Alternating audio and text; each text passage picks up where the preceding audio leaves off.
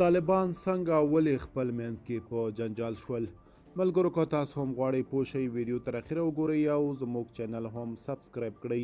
سلام، ستړي مه شئ، وخت مو بخیر. په مکړئ د نن ورځې تازه او مهم خبر ته.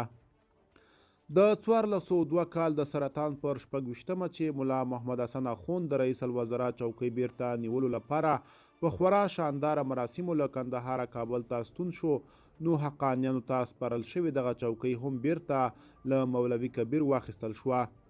زاویه نیوز معلومات ترلاسه کړي چې کابل ته د ملا حسن اخوند له رسیدو وروسته مولوي کبیر خفه شوی او پاکستان ته تللی دی. له تیرې یوې نیمې میاشتې راهیسې د طالبانو پر اړوندو مطبوعاتو، ادرسونو او د مولوي کبیر د یوې غونډې لیدنې او کتنې عکس هم نشته او دا مهال دفتر کارکوونکو فعال ساتلی دی.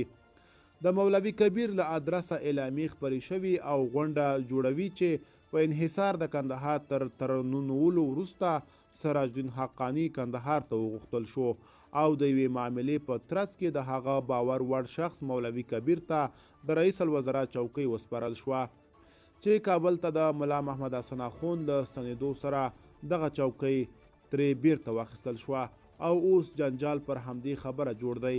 په سپیدار ماړۍ کې د هغه غیابت ته اوس د ناروغۍ نوم ورکول شوی او د نوموړي مطبوعاتي مسؤل حسن حقیار ویلي مولوي کبیر ناروغ دی او په کابل کې په خپل کور کې تر درملنې لاندې دی، ژر به خپلې دندې ته ستون شي.